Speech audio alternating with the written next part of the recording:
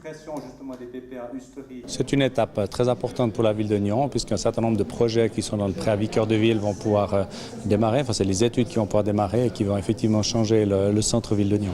Le concept cœur de ville, c'est une circulation en fait des personnes, des visiteurs de Nyon au niveau commercial, et puis un certain nombre de places publiques et d'espaces publics qui vont être créés pour rendre plus attractif ce centre de Nyon, pour garder une vitalité du centre-ville, et puis la création, ce qui a été discuté ce soir aussi, d'un parking enterré sous Pertan, afin de pouvoir rendre la place Pertan comme un parc public pour la population. Nous avons fait un amendement demandant notamment sur le secteur Pertan, que c'est un peu technique, je suis désolé, que le mandat d'études parallèle concerne l'ensemble de la zone, c'est-à-dire Violier, Usterie et Pertan, et pas uniquement Pertan comme c'était prévu au départ pour un parking souterrain. Ça signifie en langage courant que la municipalité au départ voulait partir surtout sur un projet de parking qu'on a entendu souvent parler, souterrain sous la place Pertan actuelle, et que la commission a dit que pour l'instant ce n'était pas forcément la priorité de faire ce parking, et qu'il fallait réfléchir à l'ensemble de la zone et voir où on pouvait mettre notamment le parking sur l'ensemble de la zone, et pas uniquement de figer le parking sous la place, mais qu'on pouvait peut-être faire un parc urbain, c'est-à-dire avec des grands arbres, etc., plutôt que de faire forcément un parking dessous. Est-ce qu'il y aurait été une plaine de plein palais au final au-dessus? Deux autres sous-amendements ont été refusés par le Conseil. Notre amendement a été très largement accepté par le Conseil, donc je suis pleinement satisfait à ce niveau-là. Ce sous-amendement consistait uniquement à préciser la nature, le but du mandat d'études parallèle proposé lui-même par l'amendement.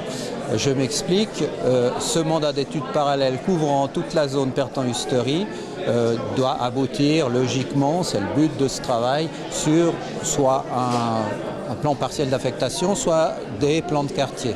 Et donc j'aurais aimé préciser cela dans la réponse et dans la décision prise par le Conseil. À terme, le centre-ville devrait devenir un grand secteur, si ce n'est piétonnier, en tout cas avec une circulation très diminuée, en laissant au centre-ville accéder uniquement les habitants et les accès au commerce. Et dans cette perspective, effectivement, l'agrandissement du tunnel de l'Étra est un contresens, puisqu'il va favoriser au contraire la possibilité d'accéder au centre-ville avec de nombreux véhicules.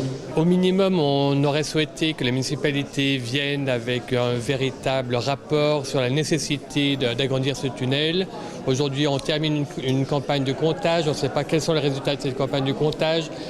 On projette de faire une route de desserte urbaine qui devrait complètement délester la ville du trafic de transit.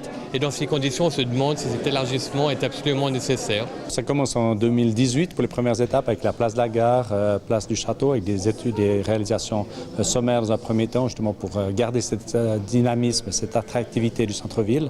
Et puis après, on commence avec des études, mandat d'études sur le Pertan, Usterie, Violier, où là il y a une réalisation un petit peu plus tardive, puisqu'il y a des légalisations à faire.